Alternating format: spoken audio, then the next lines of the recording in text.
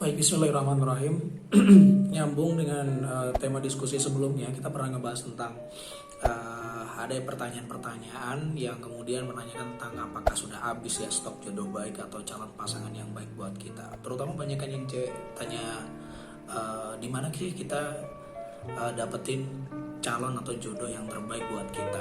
Ada lagi pertanyaan, sisain satu dong stok yang macam begini. Nah, kita sering dapat mungkin ya fenomena canda ataupun bahkan itu adalah luahan perasaan dari beberapa di antara kita yang sampai saat ini masih ada di dalam fase single atau masih proses penjemputan jodohnya. Nah, dimana sih sebenarnya cowok yang baik? Sampai sebegitu sulitkah sehingga ada canda-canda yang saya rasa itu cukup membuat diri kita kayak berpikir bahwa kayaknya stok jodoh yang baik itu udah mau habis. Lalu kita dapat sama siapa nantinya? Ada pertanyaan dan kegelisahan yang sama yang dirasakan oleh teman-teman di fase masa tunggu seperti ini.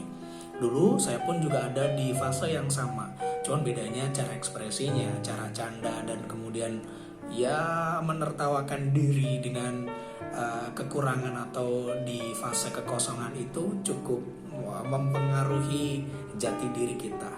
Baik teman-teman yang dirahmati Allah, sebenarnya ada nggak sih orang yang kemudian nggak ada jodohnya? Kata Allah, diciptakanlah manusia ini untuk saling berpasang-pasangan. Lalu kenapa saya atau kita ada juga yang kemudian belum dapat jodohnya? Lalu di manakah jodoh yang baik itu berada? Soalnya tidak sedikit di antara kita yang kemudian Allah pertemukan yang katanya dengan jodohnya malah ternyata jauh dari kebahagiaan atau jauh dari idealnya memiliki seorang pasangan, berakhir cerai atau mungkin ada pun yang bertahan gak harmonis, merasa ada yang salah pilih pasangan. Bahkan tidak sedikit pula yang kemudian merasa bahwa hidupnya di dunia ini sudah ngerasa kayak nyicil siksaan di neraka ya, karena mungkin salah memilih pasangan menurut dia. Nah, sebelum terjadi hal-hal yang demikian, di mana sih stok jodoh itu berada atau orang-orang yang baik berada? Kebanyakan yang bertanya seperti ini adalah perempuan atau cewek. Iya, saya jawab bahwa seseorang yang kemudian di fase tunggu itu atau mungkin masa loading nunggu seseorang yang pas buat dia, kemudian bingung untuk kemudian memilih calon pasangan yang pas untuknya. Rata-rata kebanyakan di antara kita ketika memilih ya, ini psikologi milih ya, pasti akan milih sesuatu yang sifatnya itu berbeda, unik atau menarik perhatian. Dan biasanya kata kuncinya ketika milih yang unik, yang menarik perhatian, pasti keywordnya adalah berbeda di antara atau dengan yang lainnya. Milih barang misalnya di antara banyak rak di toko dipajang gitu ya, yang warnanya nyeleneh gitu ya, mungkin hitam semua atau warna flat gitu, ada di antara banyak berjejer barang yang kemudian kita pilih di sebuah etalase toko, ada yang warnanya merah mencolok, pasti kita pertama kali akan tertuju ke sana. Dan itu sangat psikologis banget mempengaruhi pilihan kita untuk itu. Walaupun kita nggak menginginkan merah, tapi mata kita pertama kali mandang ke sana. Begitu juga ketika kita memilih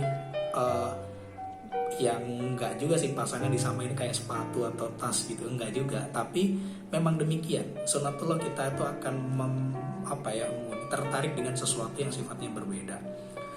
Di luar sana pakai analogi itu ya, di luar sana ada banyak laki-laki yang baik, ada banyak cewek-cewek yang baik, perempuan-perempuan yang baik yang nantinya berpotensi untuk kita pilih. Cuma banyakkan di antara kita tidak memahami atau tidak bisa kemudian membedakan mana kebutuhan, mana pilihan yang menarik buat kita saat itu. Sehingga kita berpikirnya gak ada jodoh yang baik, sisain satu saja ya Allah yang modelnya kayak begini.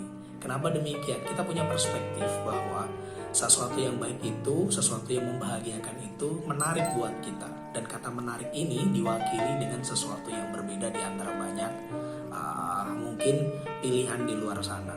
Saya pribadi misalnya ketika melihat di antara banyak teman-teman perempuan yang kemudian menarik buat saya, versi saya pribadi, maka saya akan memilih di antara banyak itu, atau di antara banyak perempuan yang saya kenal, seseorang yang kemudian perempuan yang dia itu unik dari sisi nampaknya. Laki-laki lebih cenderung ke visualnya.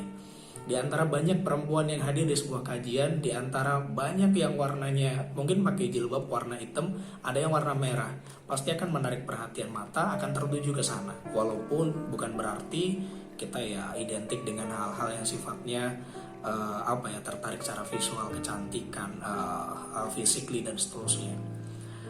Nah, itu yang pertama, paling gampang kata kuncinya di sana. Nah, laki-laki di luar sana, stok jomblo single di luaran sana yang kemudian baik itu ada banyak. Cuman yang muncul, yang nampak-nampak, yang berani untuk ngasih kode dan seterusnya, itu biasanya adalah calon atau pasangan yang dia itu agak-agak bisa menampakkan atau menunjukkan eksistensi dirinya di antara banyak laki-laki yang baik.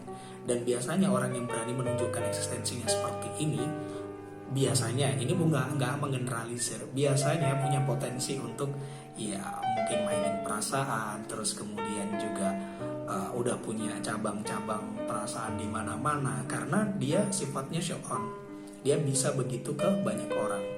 Nah, stok laki-laki yang banyak itu di antara mungkin laki-laki yang baik, mereka banyak juga yang kemudian baik tapi nggak kita tahu karena mereka pasif, diem, nggak tebar pesona, ataupun mungkin lebih ke kalau di barang itu warnanya netral dan rata-rata sama. Buat kita ngelihatnya biasa aja karena banyak dan sama menurut kita.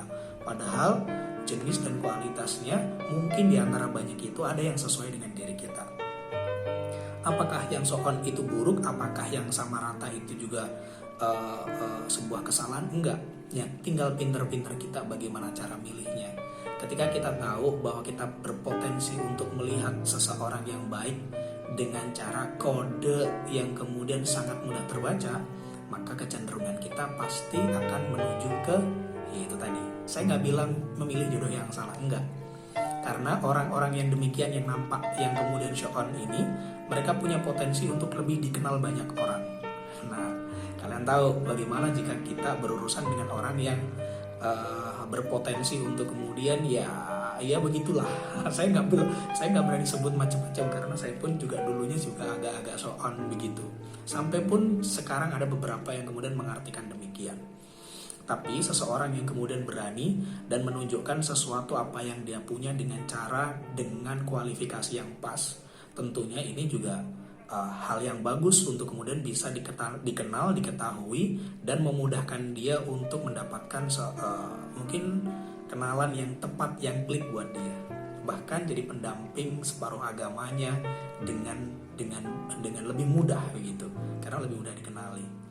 Katanya emang demikian. Saya pun juga mengalami di fase yang sama ketika saya banyak menunjukkan tentang apa yang saya bisa bantu, apa yang bisa dimanfaatkan dari diri saya, maka saat itu juga banyak orang-orang yang kemudian merasa kehadiran dan potensi itu dibutuhkan oleh mereka. Dan saat itu jugalah link, kenalan dan seterusnya itu ada banyak, dan potensi untuk kemudian bisa mengenal lebih jauh dengan banyaknya pilihan ataupun mungkin kenalan-kenalan itu yang mengantarkan saya akhirnya bisa menimbang, memilih dan memutuskan sesuai apa yang kemudian saya tahu dengan kebatasan ilmu yang saya punya, dan kemudian saran-saran dari guru, orang tua, dan orang-orang yang kemudian berkepentingan untuk memudahkan saya memilih jodohnya nanti. Nah, bagaimana dengan mereka-mereka yang boro-boro untuk show on ya? Tahu tentang dirinya aja mereka kesulitan, mengidentifikasi diri aja mereka kesulitan.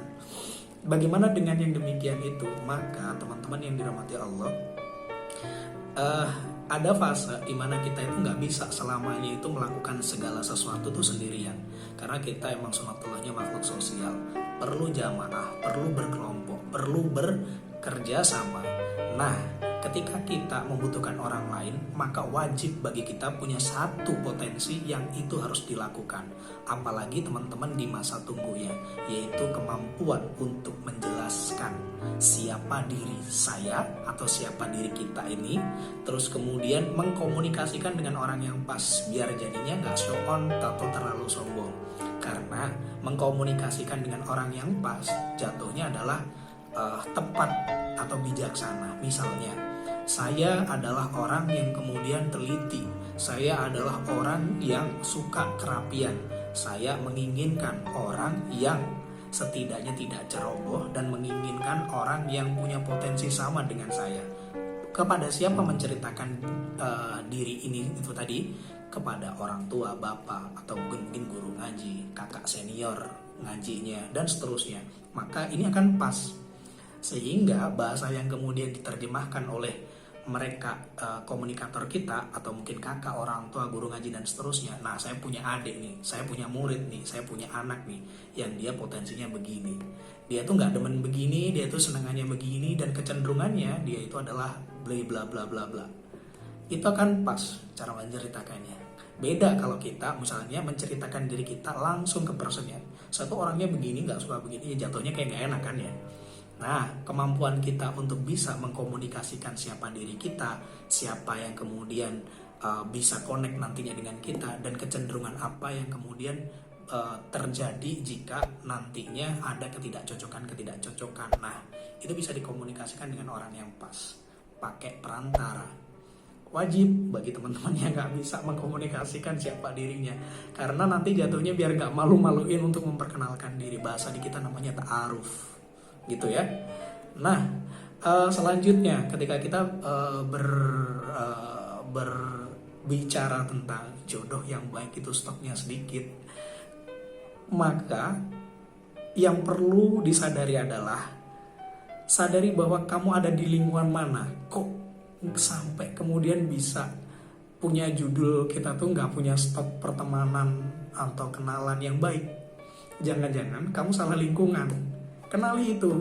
Iya, pengen orang-orang baik di lingkungan yang tidak baik itu kayak mencari satu jarum di tumpukan jerami. Sulit. Ada, cuman agak sulit, perlu effort. Belum apa-apa aja udah ngeluh seperti itu, berarti kamu sudah capek atau nyerah. Barangkali kamu lupa bahwa kamu ternyata tidak tinggal di lingkungan yang tepat untuk menemukan kriteria jodoh seperti yang kamu inginkan. Misal nih, di komunitas rame-rame hura-hura, hedon dan seterusnya, kamu menginginkan orang-orang yang kenalan yang kemudian low profile, terus kemudian baik hati, terus kemudian gak show on. Iya ada sih, cuman gak terlalu banyak. Kalau nyarinya mungkin di tempat-tempat dugem dan seterusnya, barangkali mungkin kamu akan mendapati orang-orang yang berpotensi sama dengan kenapa kok kamu menginginkan di tempat dugem. Pasti kamu menginginkan kebahagiaan dengan cara yang seperti itu. Orang-orang yang akan bertemu dan berkumpulnya adalah orang-orang yang punya keinginan dan tujuan seperti itu. Jatuhnya ya demikian.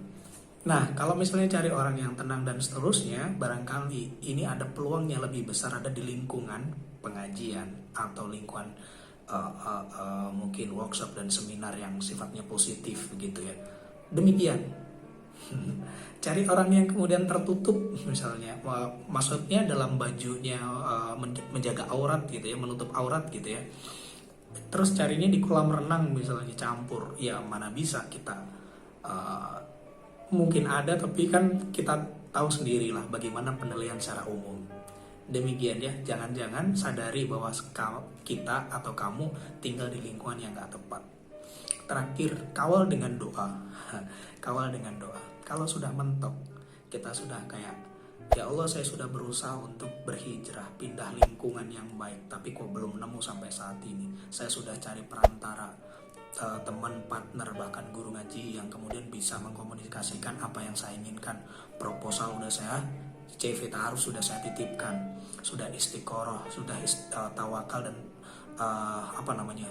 tinggal nunggu bagaimana hasilnya. Sampai bertahun-tahun, sekian waktu lamanya masih belum juga dipertemukan. Orang tua sudah menanyakan ini itu, udah tuntutan mereka untuk saya punya pasangan juga tinggi, lalu kok belum dapat yang demikian. Terakhir, kawal dengan doa. Karena doa bisa meredakan gejolak perasaan kamu yang naik turunnya nggak jelas. Karena doa bisa menetralisir prasangka-prasangka yang ada di dalam hatimu. Karena doa bisa memperjelas dan membuat tenang hatimu yang keruh. Karena doa pula ada kekuatan yang nanti datang backup segala keinginanmu dengan cara yang nggak disangka-sangka. Doanya bagaimana untuk ngedapetin jodoh yang baik, yang mungkin lama belum ditemukan. Sama ini doanya ketika kita menginginkan calon pasangan, terus kemudian menginginkan calon titipan buah hati yang baik. Ini hampir mirip. Yang kemudian harus dipahami adalah bagaimana cara kita untuk kemudian memahami maknanya dan menginternalisasi dalam kehidupan kita. Doanya adalah terkenal kan? Rabbana hab lana min azwajina wa dzurriyyatina qurrata a'yun waj'alna lil muttaqina imama. Ya Allah, karuniakan hamba pasangan yang baik. Karuniakanlah kepada hamba keturunan yang baik, dan jadikanlah hamba bertakwa kepadamu, dan begitu juga bisa membimbing hati ini, diri ini, kehidupan ini pada jalanmu, pada jalan yang kau sukai. Insya Allah ketika demikian kita paham maknanya, kita jabarkan dalam hal-hal yang lebih luas lagi, kita bisa resapi maknanya di dalam setiap aktivitas kita, maka akan ada kelegaan. Sekalipun kita ditodong pertanyaan kapan nikah, kapan kamu nyusul, dan seterusnya, kita nggak bingung menyalahkan keadaan. Bahkan lisan kita akan terjaga dari kalimat-kalimat gurauan yang bahkan membuat diri kita itu jadi nggak lebih baik dengan itu. Ya Allah, sisakan satu aja jodoh yang model kayak gini ya Allah, gitu kan, jadi jaga. Ya, jadi lebih cool, lebih calm, terus kemudian juga nggak diem diri gitu ya, tapi juga bukan agresif, karena kita menjelaskan pada orang yang tepat, kita berikhtiar, kita menulis segala rencana visi misi hidup kita, terus kemudian ditaruh di dalam sebuah CV ta'aruf, dititipkan kepada orang yang tepat, nunggu, terus kemudian open minded, terus kemudian membuka diri dalam pertemanan, bertempat, memilih lingkungan yang baik, dan yang terakhir diri kita tenang dengan doa-doa yang setiap hari kita lafalkan. Insya Allah Allah akan datangkan jodoh yang terbaik atau pasangan yang terbaik bagi diri kita. Kehidupanmu baik, kehidupan rumah tanggamu baik, kehidupan orang-orang di sekelilingmu pun juga mendapati keberkahan dan kebaikan yang sama.